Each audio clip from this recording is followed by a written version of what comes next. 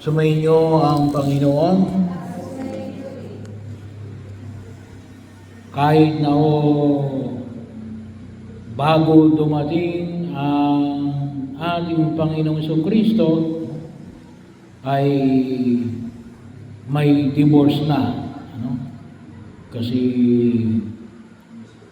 bahagi na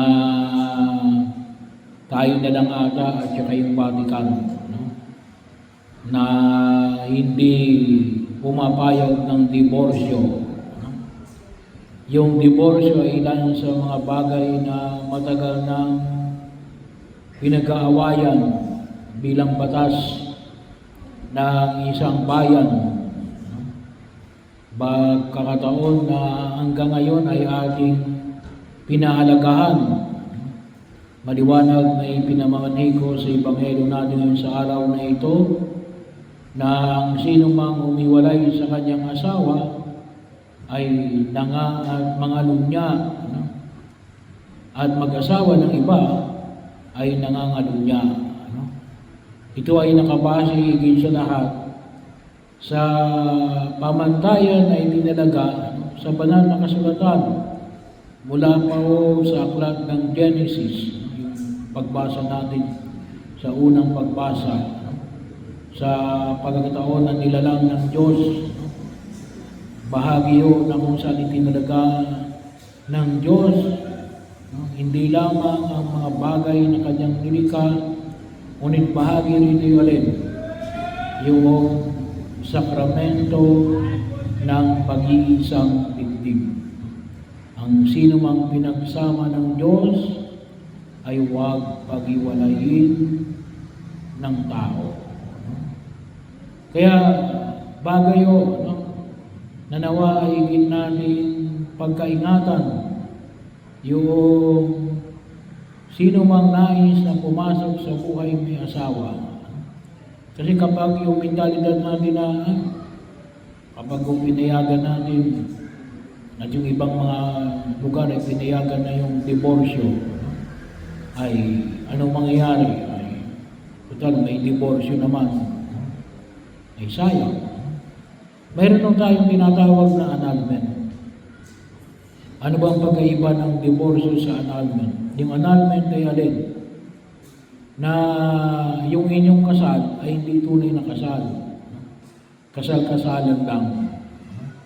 Dahil sa mga ilang mga kung tawagin natin depekto sa kasal. Katulad halimbawa na sapat na edad. Ang sapat na edad na tinatanggap ng simbahan at ng gobyerno ay 18 years old. Kaya kapag mayroong nagpakasal at walang 18 years old, pwede niyong i-file ng annulment. Bakit? Kasi kulang sa age requirement. Walang 18. Kaya din yung simbahan, hindi yung nagkakasal nang walang 18. Sino nangyari? Kasal-kasalan lang yung nagpalabas lang tayo ng kasal. Pero kung tutuusin naman, sabi nga natin, the marriage is null and void since the beginning. Pagkakataon. Kaya anong kailangan? Maghintay na lang. Maghintay na lamang pagsabi ng 18. Marami pa ang mga, kung tawagin natin, yung mga defect na pwedeng ilagay sa tinatawag nating annulment. Pero yun po ang isa sa mga pagkakaiba ng annulment. Pag sinabi yung annulment, yung kasal ay defektibo. Kaya yung pronouncement of annulment is a legal form na masabi na talagang walang kasal na nangyari. Ang nangyari ay kasal-kasalan lang. Ano yung divorce? Yung divorce ay alin? May nangyari talagang kasal. May nangyari talagang kasal. Walang defekto sa requirement ng kasal. So, mayroon lamang alin. Kasi tinabangan na yung bawat isa, kaya naghiwalay na. Yun ang ayaw ng simbahan, na payagan yung diborsyo. Bakit? Kasi nga, yung pamantayan ng simbahan nila, ang sino mang pinagsama ng Diyos ay huwag paghiwalayin ng tao. Kaya ano yung dapat nabigyan ng diin? Yung maliwanag na pagtuturo sa mga taong nais na pumasok sa buhay may asawa. Tayo ay may mga seminar. May seminar sa gobyerno, may seminar sa simbahan, sa mga nagnanais pumasok sa buhay may asawa, sa nahigit na maunawaan, na sabi nga natin na ito ay napakahalagang pagkilos na kinakailangan ay tunay na pag-aralan at pagnilay-nilayan. Kasi yan ay panghabang buhay. Napakahalaga o yung buhay na papasukin. Ang pagtataguyod ng buhay may asawa. At sino lang o yung pwedeng ikasal natin? Sa simbahan. Sa simbahan kahit saan simbahan. Kahit sa simbahan sa ibang bansa, simbahang Katoliko, isang babae at isang lalaki. Hindi pwedeng dalawang babae, hindi pwedeng dalawang lalaki. Bahagi kung minsan iba nagtatapa, paano pa yung tomboy at saka bakla? Pwede. Babae at lalaki yun . So, pwede pa rin ikasal yun. Tomboy at bakla. Hindi dalawang tomboy, hindi dalawang bakla. Ngunit isang tomboy at isang bakla. Kasi bakit? Babae at lalaki pa rin. Kasi yun ang nilikha ng Diyos. Mula pa nung una, na dapat natin higit na pangalagaan at bahagi. Bakit to? Kasi yung kasal ay hindi lamang nagmamahalan yung babae at lalaki. Hindi lamang yun. Ano yun? Yung pagkakaroon ng anak. Na bahagi roon. Pwede ba namang magkaroon ng anak yung dalawang lalaki at dalawang babae? Hindi pwede magkaroon ng anak yun. Kung nagkaroon ng anak ay meron ng mga yung virtualization, ay hindi naman tayo pumapayag doon. Yung clinical na vitro, yung lalagyan ng similya, yung itlog ng babae, at ipapasok sa muli sa tiyan ng babae. So, vitro fertilization, tinatawag. Hindi naman tayo pumapayag naman. Pero ibig sabihin natin, pagkakataon na kung saan yung makita ko natin. Kasi dalawa ito. Pag-ibigan at pagkakaroon ng mga anak. Bagaman may babae at lalaki na medyo may edad na hindi na pwede magkaanak, pwede pa rin kasal yun. Hoping.